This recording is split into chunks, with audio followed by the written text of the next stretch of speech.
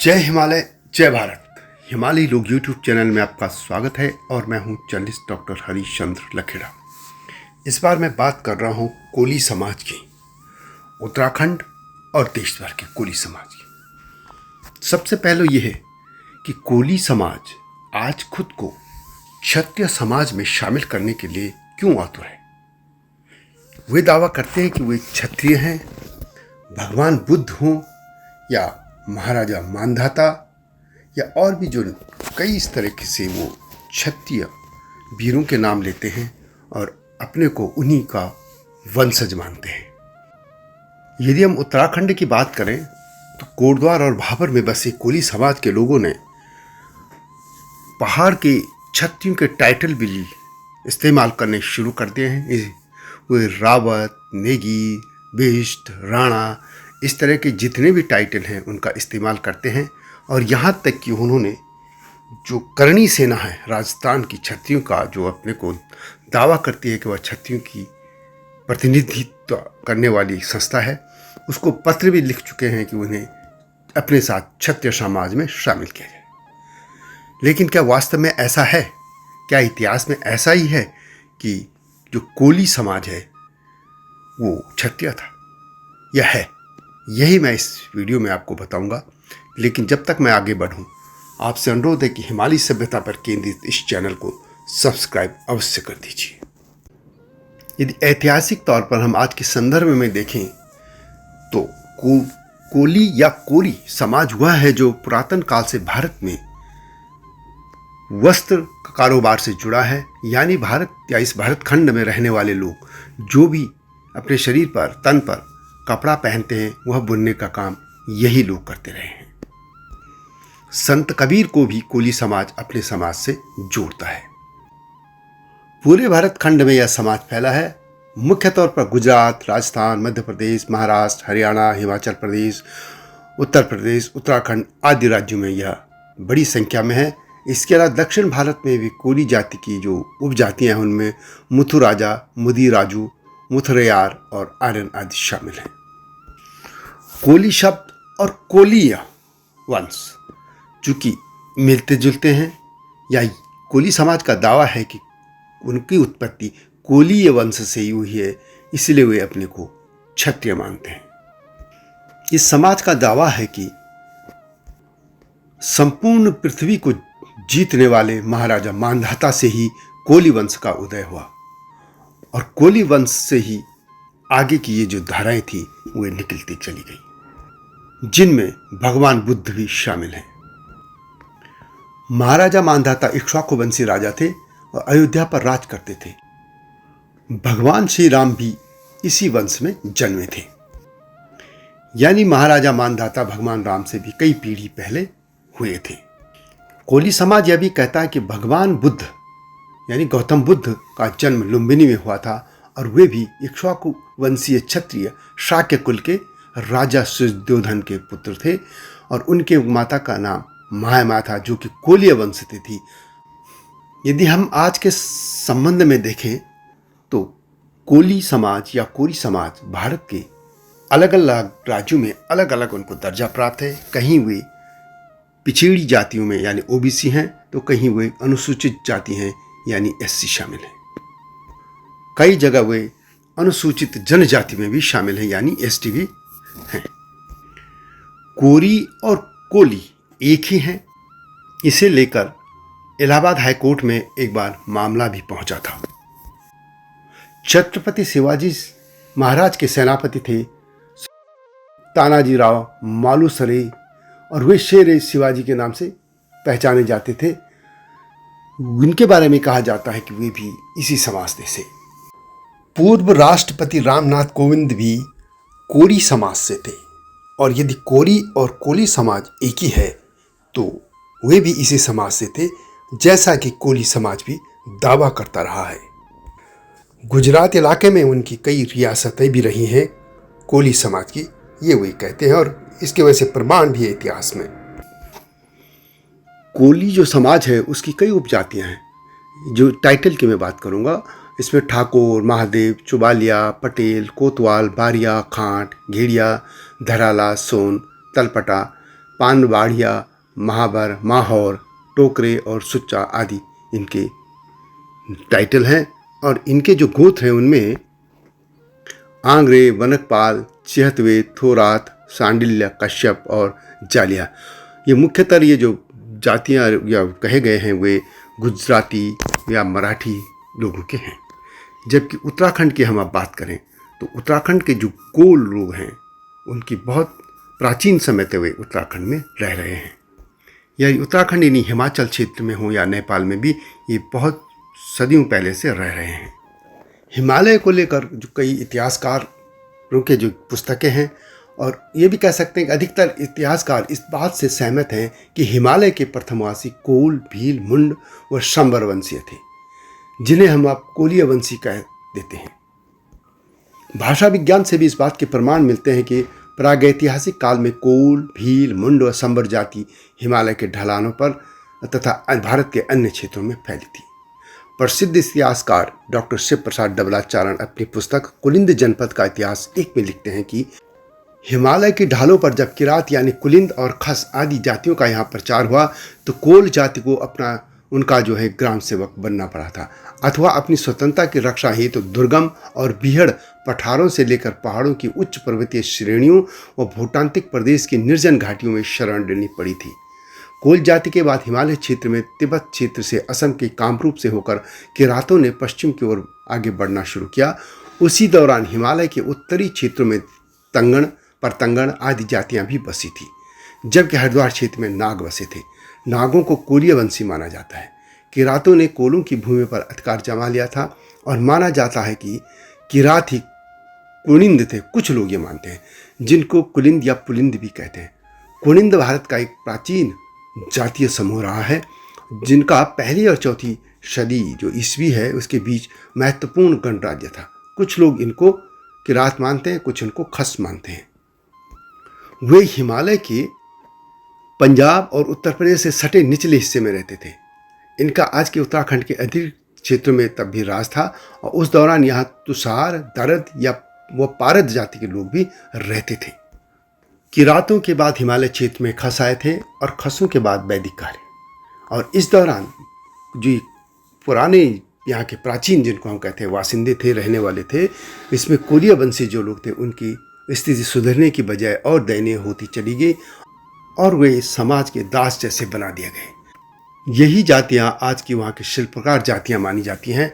परंतु यदि हम कोल समाज की बात करें तो जो कोली हैं, उत्तराखंड और हिमालय की मैं बात कर रहा हूँ, उसमें ये अन्य जातियों से उच्च माने जाते हैं। यानी वे शिल्पकार समाज के जो जातीय बंधन हैं उनमें सबसे ऊंचे पायदान पर खड़े हैं। इस तरह यदि हम कोलीय वंशियों को शिल्पकारों का पुरख मान लिया जाए तो वही हिमालय के प्रथमवासी थे। आदिवासी नहीं कह सकता, मतलब प्रथमवासी, पहले वे वहां पहुंचे थे। वैसे नागवंशियों को भी कोलिया कुल से ही माना जाता है और उनकी उत्पत्ति भी मानदाता महाराज से हुई थी, और जो कि त्रेता युग में उनके जन्म होने की बात कही जाती है, भगवान रामचंद्र से पहले। महाराजा मानदाता कोलिया कुल के मूल पुरुष हैं। उत्तराखंड के ओंकारेश्वर मंदिर जो कि उखी मठ में है, उसका एक नाम मानधाता भी बताया जाता है। हालांकि यह नाम प्रचलित नहीं है, किंतु आज भी भगवान केदारनाथ जी की बहियों का प्रारंभ जय श्री मानधाता से ही होता है। इस मंदिर में भगवान ओंकारेश्वर के साथ महाराजा मानधाता की भी मूर्ति विराजमान है। ओंकारेश्वर मंदिर जिस पर्वत पर स्थित है उस पर्वत को मानधाता पर्वत के नाम से जाना जाता है। सर्दियों के दौरान केदारनाथ मंदिर से भगवान केदारनाथ जी की जो मूर्ति की डोली को इसी मंदिर में लाया जाता है, यानी उखी मठ के ओंकारेश्वर मंदिर में। भगवान केदारनाथ जी का नाम कोलियनाथ भी है। इससे ये भी संदेश जाता है या ये भी माना जा सकता है कि उत्तराखंड में कोलिय वंश के लोग बहुत प्राचीन समय से रहते हैं। बौद्ध ग्रंथों में कोल राज्य कपिलवस्तु के पूर्व रोहिणी नदी के उस पार बताया गया है। राजकुमार सिद्धार्थ यानी भगवान बुद्ध की माँ भी कोलिय वंशी थी और उनका विवाह भी इसी वंश में हुआ था। यदि हम पौराणिक तौर पर बात करें और खास तौर पर स्कंद पुराण की बात करें तो इस पुराण के हिमवत खंड में लिखा है कि कोल जाति हिमालय में शिकार करती हुई घुमा करती थी। हरिवंश पुराण में कोल राज्य का नाम दक्षिण के पांड्य और केरल के साथ आया है। लेकिन यदि हम बौद्ध ग्रंथों की बात करें तो उनके अनुसार कोल राज्य कपिलवस्तु के पूर्व रोहिणी नगर के उस पार था।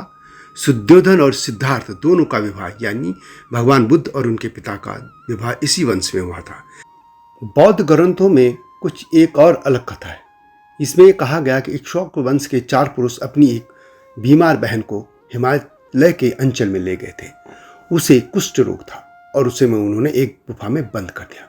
कुछ दिनों के बाद काशी का एक राजा भी वहीं पहुंचा और उसे भी कुष्ठ रोग था और काली मिर्च यानी वह खाकर, जिसे कौल भी कहते हैं, उसे खाकर वह अच्छा हो गया था। राजा ने एक दिन देखा कि एक सिंह उस गुफा के द्वार पर रखे हुए पत्थर को हटाना चाहता है। राजा ने उस सिंह को मार दिया और गुफा से उस कन्या को उद्धार किया और इससे उसका कुष्ठ रोग भी मुक्त हो गया। उन्हीं दोनों के संयोग से कौल वंश की उत्पत्ति हुई। यह लोक गाथाएं हैं, जनश्रुतियां हैं, यह लोगों में प्रचलित हैं। इनका ऐतिहासिक तौर पर कोई इसका ऐसा प्रमाण नहीं मिलता है, लेकिन बौद्ध ग्रंथों में ऐसा बताया गया है। अब एक शोध ग्रंथ की बात कर लेते हैं। उत्तराखंड के आदिम निवासी व शिल्पकार, ये कुमाऊं जो यूनिवर्सिटी है वहाँ के एक संदीप कुमार थे, शोधार्थी, उन्होंने एक अपना रिसर्च पेपर लिखा था। मैं कुछ उसमें से भी उल्लेख कर देता हूँ। उत्तराखंड और हिमाचल के मध्य हिमालय क्षेत्र में प्राचीन काल में विभिन्न जातीय समूहों और जातियों का कब्जा था, निवास था और यह प्रक्रिया लंबे समय तक निरंतर जारी रही। कोल, किरात, तंगण, खस, शक, नाग, कुनिंद, योद्धेय आदि यहाँ के प्राचीन निवासी हैं। ऋग्वेद आर्यों के काल ईसा पूर्व 1200 से 1000 में भारत में 4 जातियाँ मुख्यतः निवास करती थी, जिनमें कोल या कोलारी सप्त सिंधु से बहुत दूर रहते थे, इसलिए उनमें उस समय आर्यों का कोई संबंध नहीं था। गढ़वाल के आदिम निवासियों के संबंध में पुराणों में मत है कि सिद्ध गंधर्व, यक्ष, किन्नर आदि यहाँ के निवास करते थे और उनका राजा कुबेर था। महाभारत काल में इन 3 जातियों की 3 शक्तियों का वर्णन मिलता है। डॉक्टर शिव प्रसाद डबराल मानते हैं कि कोल उत्तराखंड के आदि निवासी हैं। एक समय था जब कोल या मुंड जाति उत्तर भारत के समग्र मैदानी क्षेत्रों में छाई हुई थी। इसी तरह टेहरी रियासत के वजीर एवं गढ़वाल के जाने माने इतिहासकार हरिकृष्ण रतूड़ी ने 1928 में एक पुस्तक लिखी थी, गढ़वाल का इतिहास। इसमें वो बताते हैं कि उत्तराखंड में मुख्यतः महाभारत काल में 3 जातियां थी और तब जो आज का श्रीनगर है वहाँ का राजा सुभाव था और वो जो थे वो किरात, कुलिंद, तंगण जातियों के राजा थे। यानी उस कालखंड में यहाँ कुरात, कुलिंद और तंगण 3 जातियाँ रहती थी। वे कोल, मुंड आदि का उल्लेख नहीं करते हैं। जबकि प्रोफेसर डी शर्मा कहते हैं कि हिमालयी क्षेत्रों के नृतत्वविदों का मानना है कि प्रागैतिहासिक कोल ही यहाँ के मूल निवासी थे। किरात और खसों का आगमन उनके बाद में हुआ। कोल प्रजातीय जनों ने किस प्रकार हिमालयी समाज को प्रभावित किया, इसकी चर्चा भी आवश्यक है। और वो ये कहते हैं कि कुमाऊं में मनाए जाने वाला दशमी का पर्व कोल संस्कृति की देन है। चैत्र मास के नवरात्रों में मनाए जाने वाले इस पर्व पर लोक देवी देवताओं के नाम से धुनियाँ प्रज्वलित की जाती है। लोक देवी देवताओं के जागर लगाए जाते हैं। उत्तराखंड में कोली समाज बुनकर समाज रहा है। वे भांग के रेशे से पोशाक सामग्री बुनते थे और अन्य जो उनके पास सामग्री होती थी उससे, यानी वे कपड़ा बनाने के काम से जुड़े थे। 4-5 गांव के बीच में अवश्य कुछ परिवार कोली परिवारों के होते थे और यह होने भी अनिवार्य थे, तभी एक गांव बसाया जा सकता था। वास्तव में यदि हम उत्तराखंड की संरचना को देखें और कहते हैं भी कि राजाओं के भी यही आदेश होते थे कि नया गांव तभी बसेगा जब वहाँ शिल्पकार भी होने चाहिए, उसमें कोली भी होने चाहिए, लोहार भी, औजी भी वगैरह, इस तरह के जो समाज है वो भी होने चाहिए थे। जैसे मैंने पहले भी कहा कि यदि हम शिल्पकारों की जातियों में देखें तो कोली समाज सबसे ऊपर पायदान में है, क्योंकि शिल्पकार समाज में कोली के बनाए भोजन को सभी खा लेते थे या आज भी, लेकिन कोली जो हैं वो अन्य शिल्पकारों के बनाए भोजन को नहीं लेते थे। बहरहाल यदि हम कोली समाज का जो दावा है कि वे क्षत्रिय हैं और उनको भी क्षत्रिय समाज में शामिल किया जाना चाहिए, जैसे खासतौर पर उत्तराखंड के, जैसे मैंने कहा कि कोटद्वार भाबर के लोगों ने जो करणी सेना थी उनको एक पत्र भी लिखा था। तो उसमें या और भी जो भारत भर के कोली समाज है उनका जो दावा है कि वो क्षत्रिय है, वो इसी आधार पर है कि जो महाराजा मानधाता थे वे कोलीय वंश से थे और यह जो उनका वंश है वो भी कोलीय है। और चूंकि मानधाता सूर्यवंशी राजा थे, प्रतापी राजा थे और उन्होंने पूरी पृथ्वी को विजित किया था, तो वहीं से कोलीय वंश या जो ये कोली वंश है उसका उदय हुआ था। इस तरह वे भी क्षत्रिय हैं। वो ये भी दावा करते कि महाराष्ट्र के मुंबई का नाम कोलिया कुल देवी मुंबा देवी के नाम पर है, यानी उनकी कुल देवी मुंबा देवी हैं।